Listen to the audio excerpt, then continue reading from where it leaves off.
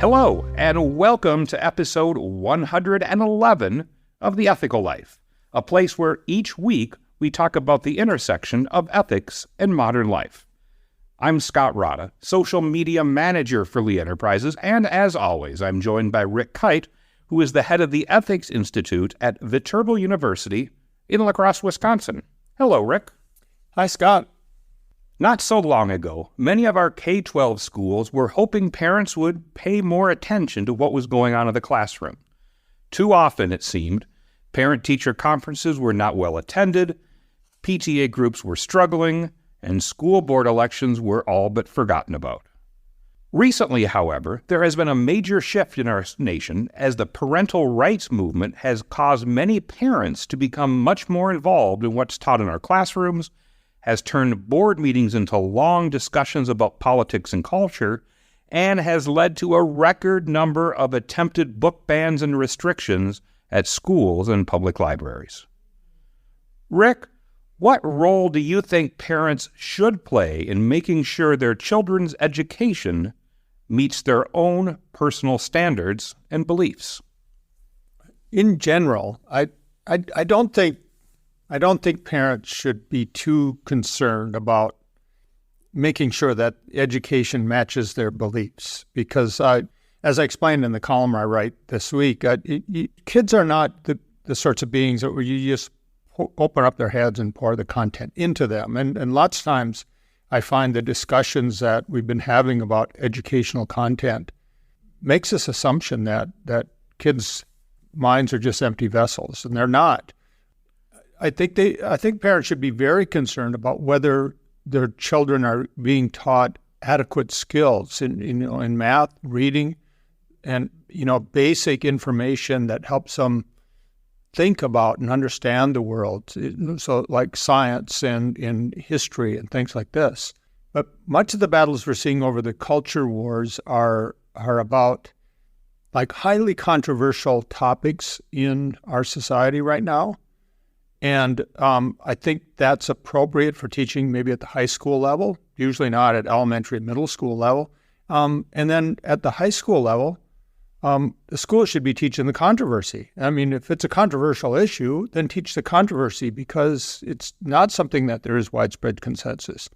This is a long answer. I'm sorry for this, Scott, but I'm giving a long answer because it's complicated. I understand why many parents are upset. Because I don't think schools really have been focused in the way that they should, mainly on teaching kind of basic skills and making sure that all of our kids are well prepared. And I think both educators should be mainly concerned about that, and I think parents should be also. And when I talk to teachers, and this has been going on for probably 10 years now, where they will say, especially, compared to when I was in school, things are really different. And the teachers, yes, they are charged with teaching the 3 R's, as we call them, but they're also there to make sure that the kids who come from the poorest of families have had breakfast that morning. And they're also there to make sure that there's not child abuse going on at home. And they're also there to make sure that kids are being bullied and how to handle that. And that there's so many things that are stacked up on top of what traditional, I guess, teaching is all about, that they say it's just such a much more difficult job. And now, of course, they're getting all this pressure on what really, to me, seems sort of like a sliver of the curriculum. Yes, it is a sliver, and I think there's too much attention. I think many times parents are blowing up the impact of controversial curriculum out.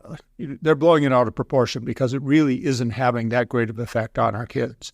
And I agree with you completely. We're asking our schools to do way too much, and because of that, they're generally really understaffed and underfunded to do all the things that we want them to do.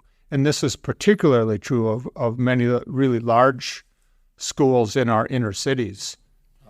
And I suppose because of everything you just said, we should not be surprised that in many communities across this country, there is a teacher shortage right now. And there are fewer young people who want to go into that field because it can be awfully difficult and because the pay's not good. Those are the two issues people talk about the most. I would say a third and maybe underappreciated issue is that we don't, as a society in general, hold that profession up to especially high esteem. I mean, there are if you walk into a room and tell people you're a brain surgeon, people, oh my gosh, that's incredible. But it seems like whenever we tell people that you work with young children, whether it's in schools, whether it's in preschools, whether it's in social work, I mean, nobody really seems to, I should say no one, a lot of people don't seem to hold those jobs in high regard. And I don't know how we change that, do you? No, I mean, I wish we should hold it much higher regard. I think it's really a lack of shared focus on the purpose of education, also on the importance of it as something that's going to maintain our democracy. And frankly, we see this also in Congress right now. We see many legislators that are perfectly willing to sacrifice, in my opinion, sacrifice our democracy for the sake of, gaining power for their party, and we see the same kinds of battles being then repeated in schools, where there's a lack of focus on how is the curriculum really preparing our students for being good citizens, like for being productive members of their communities, for growing and maturing. I don't think we have a proper focus on that. I think a lot of this focus from parents who became more involved, and in some ways, I suppose, being more involved and aware of what is happening in their child's classroom can be a good thing. I think a lot of that came about around the pandemic because you pushed a lot of these children to have, remote learning, often at home. Parents could see a little bit more kind of through that lens as to what was going on.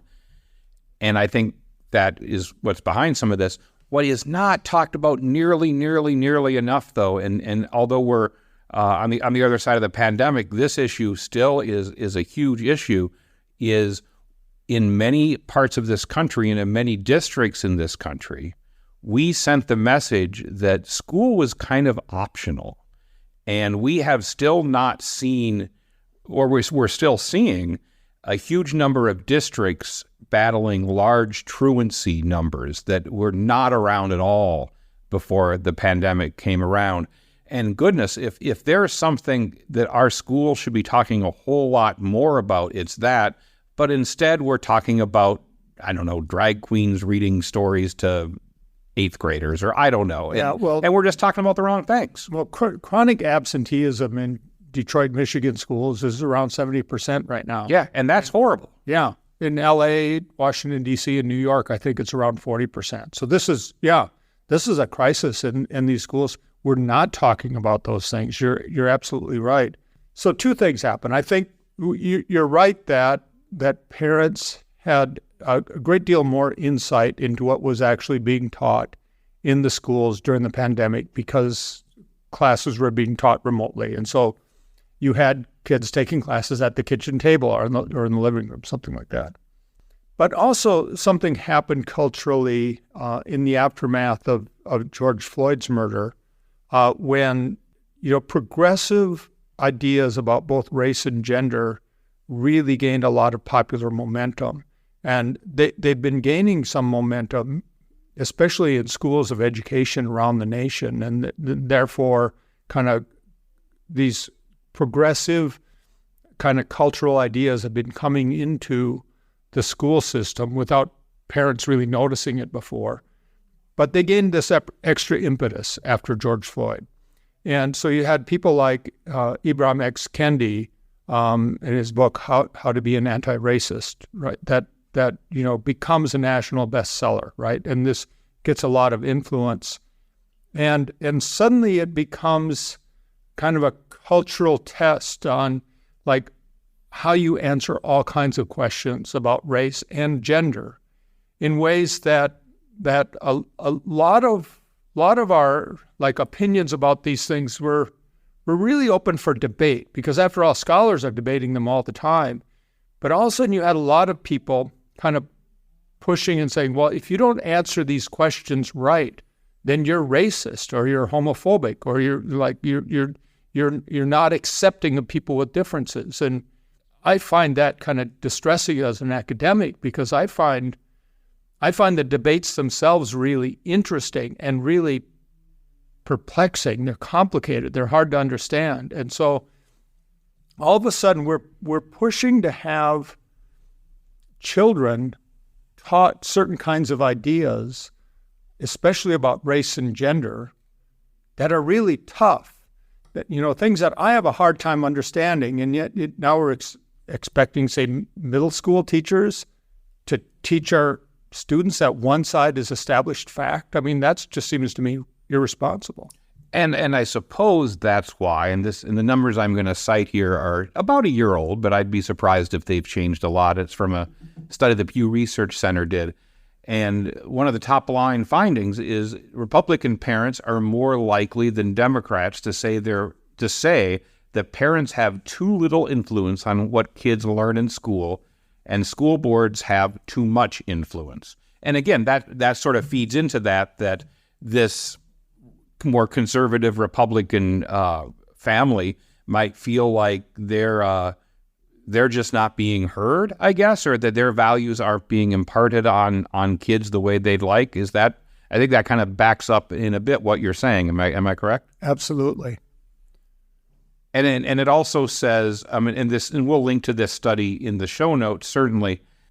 But what I found interesting in that as well is, and this happens so often, whether you're talking about schools, the economy, all sorts of things, is that so often people have a fairly negative view maybe about what's going on nationally, that they see things and read things in the news about trends that they don't necessarily think are great.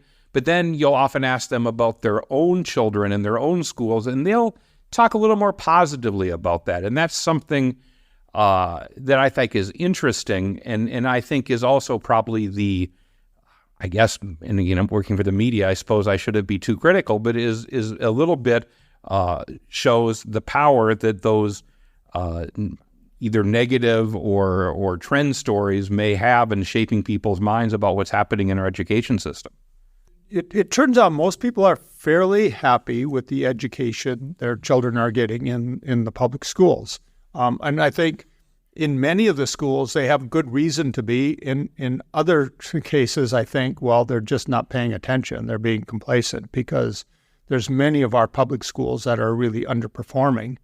So this is hard, because one reason many schools underperformed is because, the majority of the kids are coming from kind of impoverished socioeconomic backgrounds, and so they aren't being read to at home as young children. We know that this has a huge impact on brain development, is just reading to kids from an early age.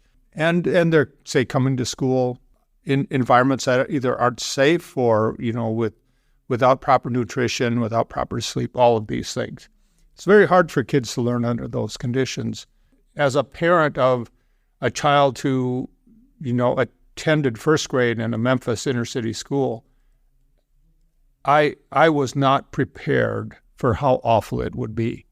The answer I was getting from almost all the people that I knew around me is, well, you have to take your kid out and put him in private school. But this is just abandoning.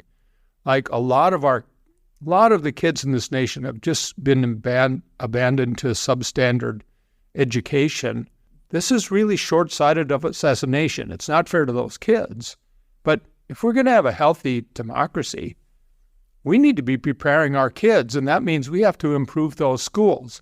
And this is one of the things I find so distressing about the parental rights movement is it's not a movement that's trying to address the inequality of education for across the country. It's just saying, I don't want my kid to be taught these particular things, and that it's so narrow-minded. We have much bigger issues. Our schools of education, which are training, the vast majority of public school teachers, are really dominated by kind of a people with a kind of liberal political view, liberal political cultural view. And that's not always expressed just kind of politically, but it's expressed in a variety of ways. And I'll give you an example. I was asked a few years ago to address a large gathering of teachers, and they wanted me to talk about a few of the books that were being assigned to all the teachers in this particular school district that I was, doing an in-service talk for. One of the books is one that's has been really common for many years in schools. It's called Safe Spaces. And it starts out, the very first paragraph of the book, talking about how many children commit suicide every year because their identity isn't properly recognized. And it just starts out with this as a fact. Now, for one thing, this is not grounded in any kind of research, right? And so there has been a habit of taking kind of controversial issues and saying, this is just a settled matter of public health. If you don't take this position, you're being irresponsible because you're killing our kids. And this is, I'm putting it really bluntly, but it's not an exaggeration. This is a pretty common viewpoint. And I'm not sure that's right. I think for one thing, I think it's irresponsible to be bringing up suicide a great deal with our kids, because there's the problem of norming. Like what happens when you say, well, the way that human beings always respond to a certain kind of social shaming is suicide. Well, then you tend to make suicide the preferred response. And so that's a problem too. So there's lots of issues with this. So I think there's conservative parents that are rightly concerned that schools have gone too far. Now, I think what conservatives are doing is going too far in the other direction in trying to introduce all kinds of legislation that will put a stop to it. Because in general, liberals have been much better at influencing culture, but conservatives are much better at influencing politics. And so you have what we call the culture wars going on, but it's like one side using everything they can to, and a lot of it like educational means to shape people's opinions, and conservatives kind of reacting to that by saying, okay, let's use legislation to try to put a stop to that kind of influence. And I want to get to the legislation piece here in just a second, but the other thing I wanted to tackle first is something you started off this show by saying is that we should have just assumed that these young people are just empty vessels, and whatever they're told will just be automatically seeped in and become part of who they are and part of their belief system, and that's just not how it works. And I guess the term some people like to toss out as indoctrination, and that's not really how it works in most school settings. So I hear you say that, and now I'm going to bring up something you probably don't even remember you said like many shows ago.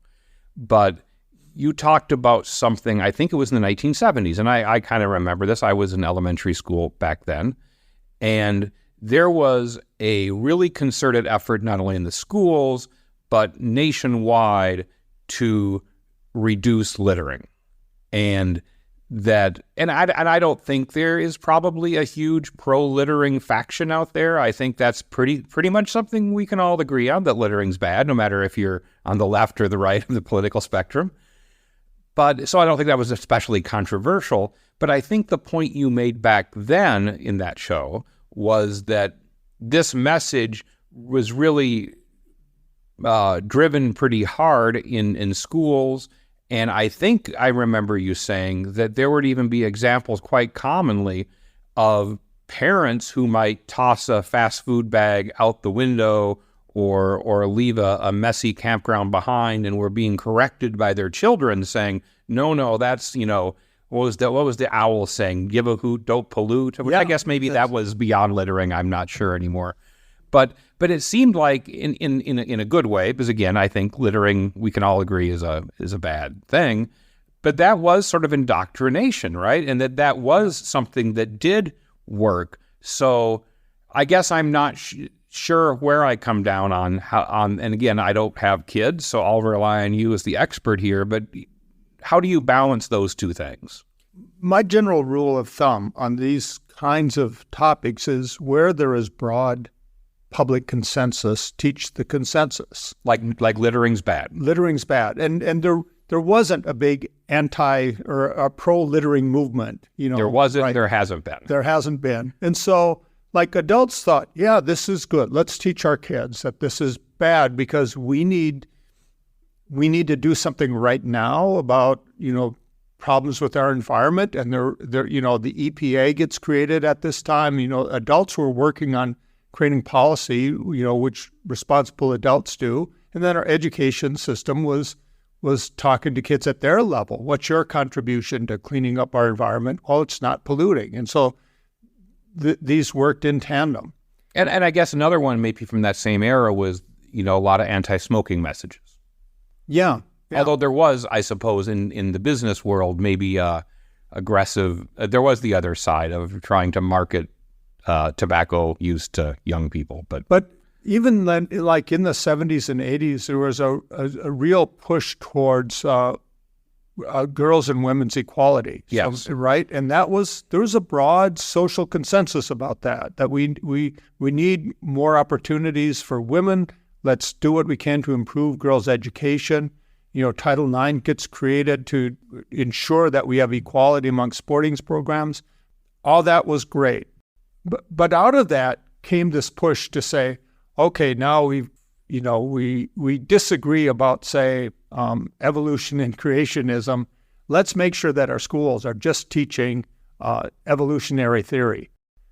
There was a broad consensus among many scientists about that, and then about many educators, but not publicly. There wasn't. Mm-hmm. And so this became kind of an underground movement. Say, let's change the kind of public consensus by influencing our kids in the schools to use the education system to say, okay, we're going to make sure that all our kids grow up to be good liberals by making sure that what they read and so forth pushes one kind of point of view. I don't think it's a responsible approach, but I also don't think it's a wise approach.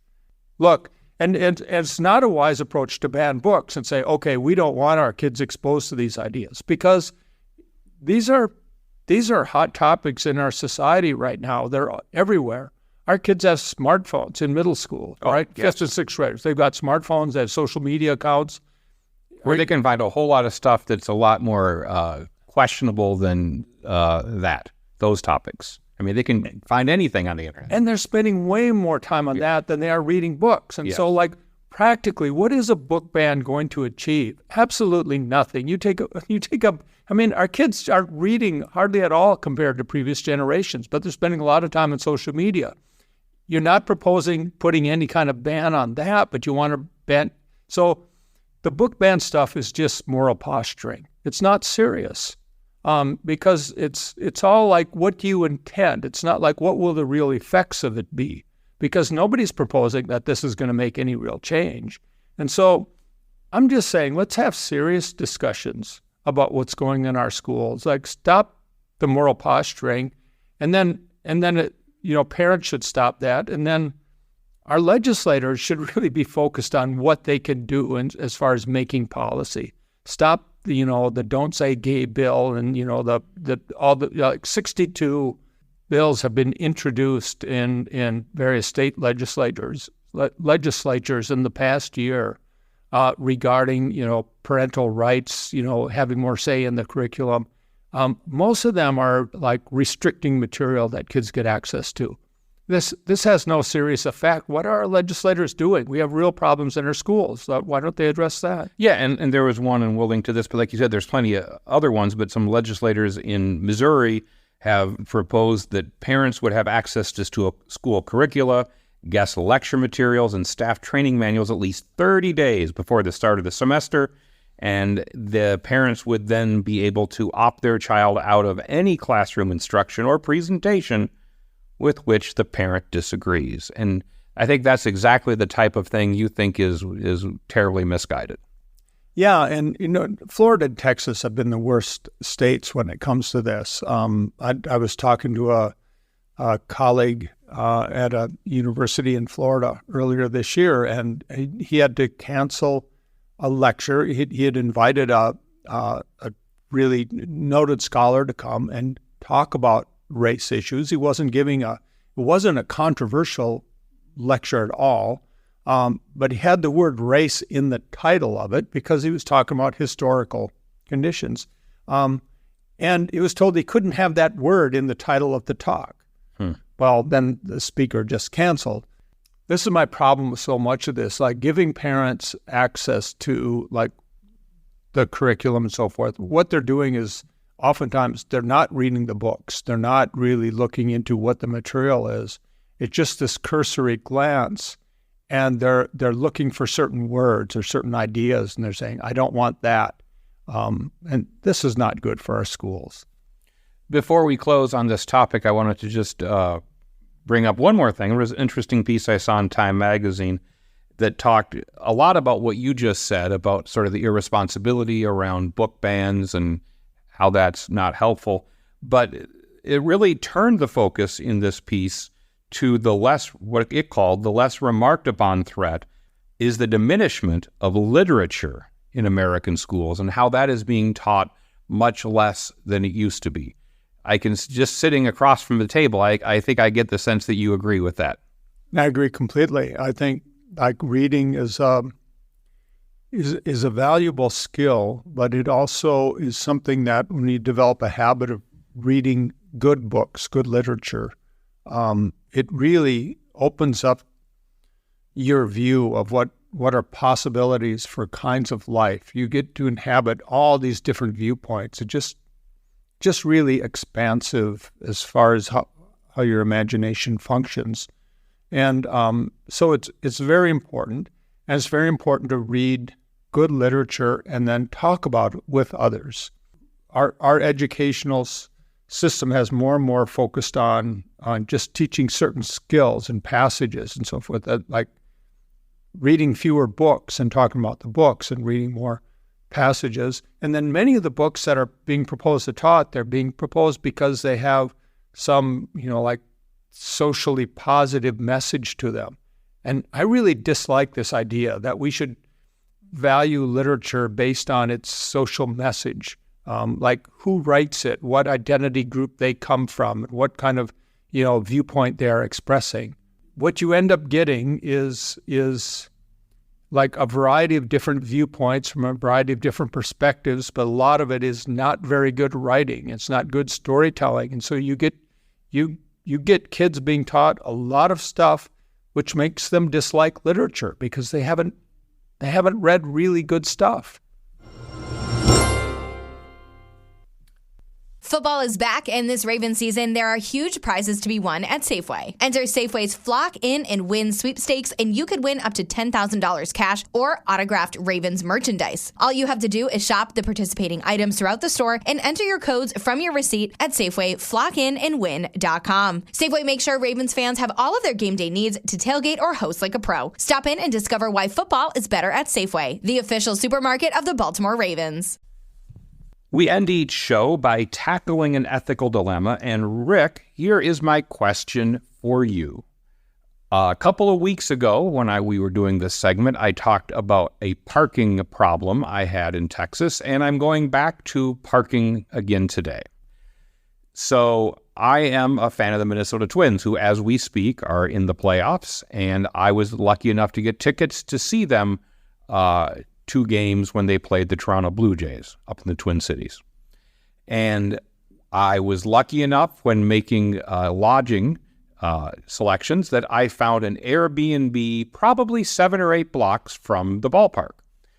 And was not that familiar with that part of town, but I got there way before the start of the game, found the Airbnb, and I pulled into the parking lot, and there's a sign that says parking for, I don't remember the name of the apartment complex, and if I did, I wouldn't say it, but apartment X, residents only.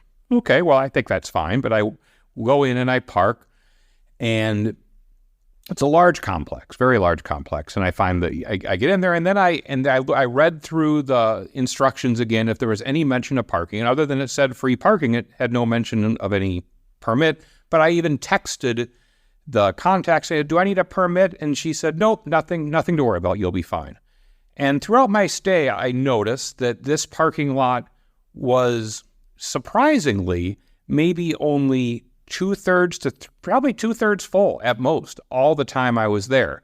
And I figured that again, when they built it, they just had plenty of parking, and I guess that's fine. And it was far enough away from the ballpark that there wasn't a lot of spillover parking from the event going on about 8 blocks away. I had a terrific stay. I had no problems, and I came home.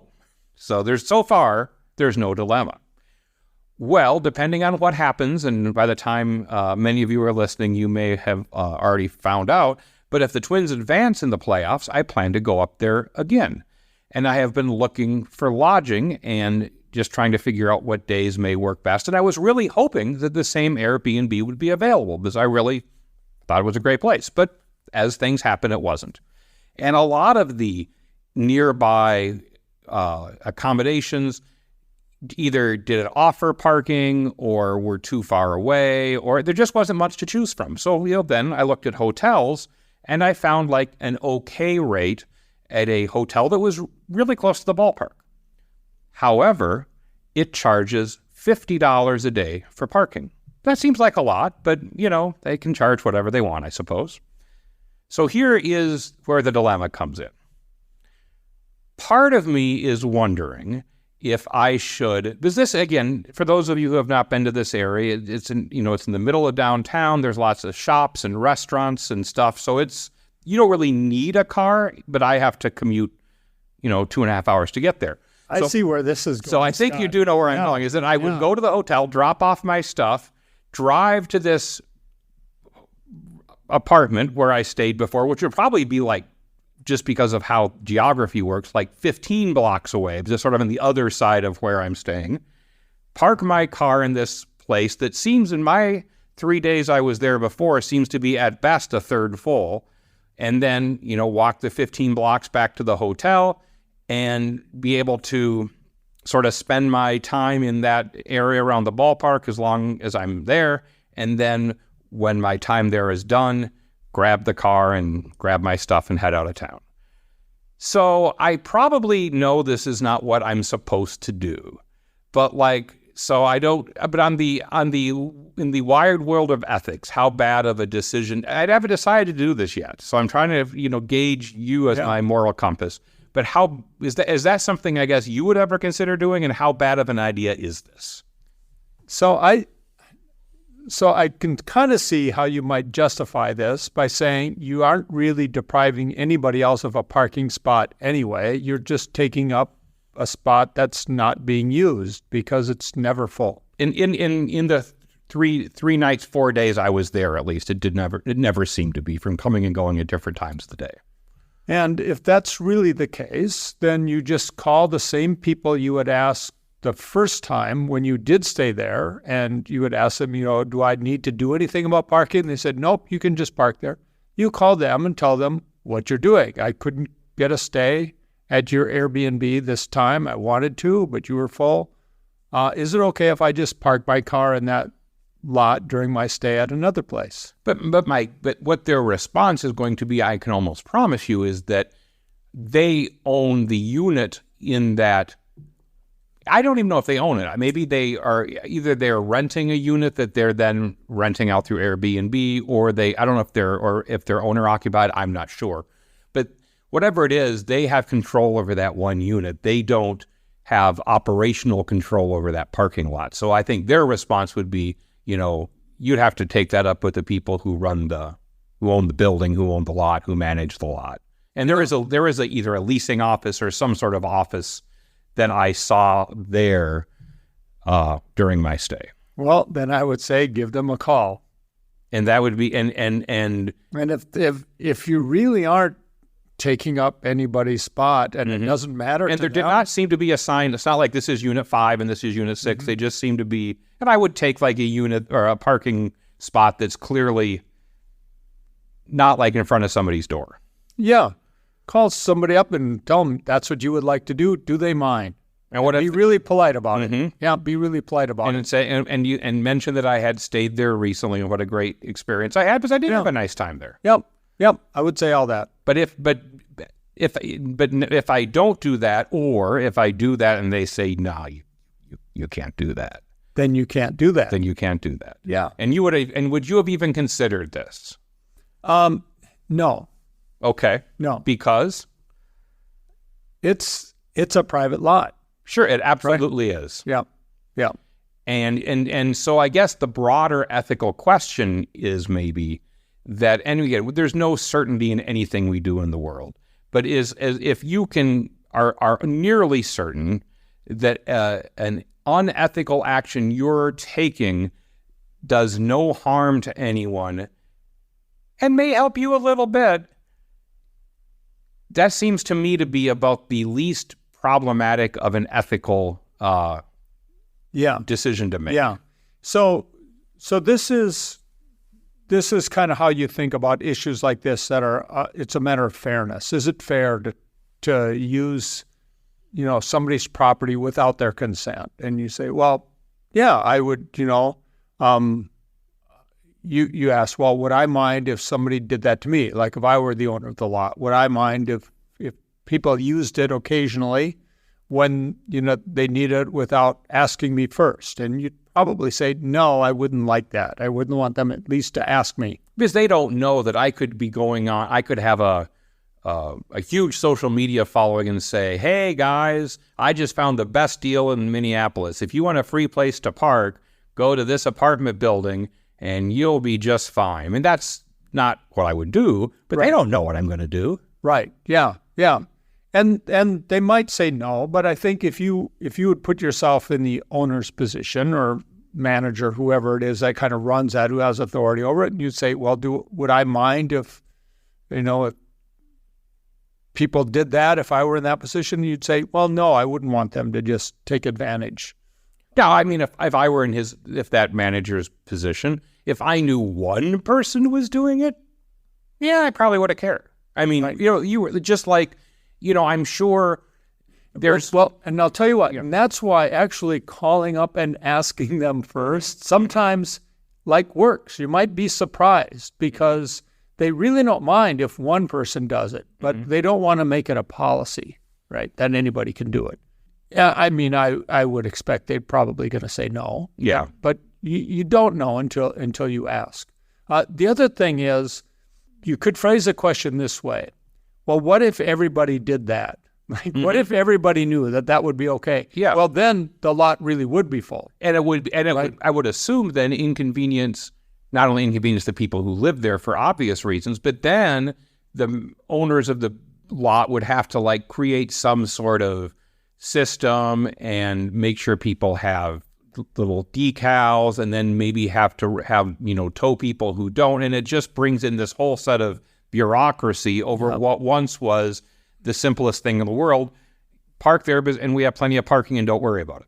Yeah. So what you end up doing is it turns it into something that becomes really inconvenient for all the legitimate users. And adds at least a not small amount of cost into creating all those new rules. Yeah. So those two questions are really simple. How would I like it if I were the owner or the manager of that lot and somebody used it without my permission? And then the question, what if everybody did that? And those are really simple questions, but they're just kind of tests of, is it okay for me to do it in this circumstance? And I think the answer in this case is clearly no. It's fine to ask permission and then abide by that, but not to do it without permission. So I'll just extend this a tiny bit further, then I'll stop boring you and everybody else with my parking woes. So my other option I've thought about is I have a friend who lives in a faraway suburb of the Twin Cities, but he also lives really close to the light rail, and the light rail drops you off literally steps away from the stadium. So my thought was I could leave my car at his place either, somehow get to the light rail station, either from him or through a real inexpensive Uber ride, take the light rail downtown, and then when I'm done, however many days I'm there, take the light rail back, and my car's all fine. So on face value, that seems like a good idea, right? Yeah. But here's why I'm bringing it up, because he lives in a condo association, and they have he has a garage, but because of he doesn't have room in his garage for me, there's like guest parking spots, and I have used his guest parking spots for like a week at a time sometimes when I've flown out of the airport, which he also lives near, and I assume it's fine. He's never mentioned there's any problems. He doesn't, I even think, move the car. But I just know from looking around that there are not a lot of guest parking spots in this condo. And I would imagine that I'm actually taking up there's a higher scarcity of spots there, but there's I've never seen a sign that this is parking for guests or residents only, that there's he's never said it's a problem. I mean, it's sort of in a really tucked away part of the city that no one would just park there to go somewhere else, because you just wouldn't. So it's usually not a problem, other than people like me who use it as week-long parking for going to baseball games or taking trips to wherever I fly off to.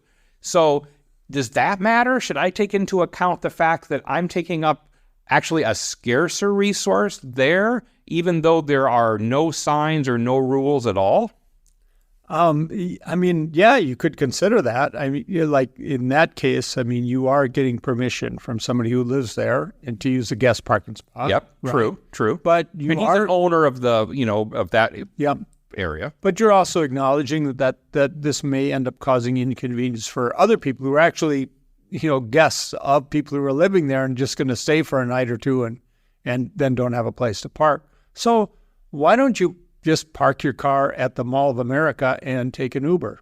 Oh, I thought of that, and I assumed that overnight. I'm assuming, and I don't know, but I'm assuming that overnight people who leave their cars overnight just get towed or booted, or I don't know what the rules are there. Yeah. But I don't think you can park at the mall. I mean, to me, that would be, my guess, would be much more heavily patrolled than this out-of-the-way apartment complex or the even more out-of-the-way condo complex. Yeah. So, but I would just look into something like that. What are some places around there where you could park your car that are less than $50 a day? Yeah. Well, I don't know if I'm going to have to do this, because I don't know if the Twins will advance to the next round, but it's not looking good right now. Well, it's still early, Rick, and we'll see what happens. But I am unsure at this very moment what I'm going to do, and I'm also unsure I'm going to tell you what I've done. So how does that sound? If you go there to the game, you will tell me what you've done, because you're really unembarrassable about this sort of thing. Well, there is one promise I will make, as I won't be dishonest about telling you what I may not tell you, but I won't mislead you about my Okay, that sounds good. As a reminder, the Ethical Life podcast is a production of Lee Enterprises. Please subscribe to the Ethical Life on Apple Podcasts, on Google Podcasts, or on Spotify.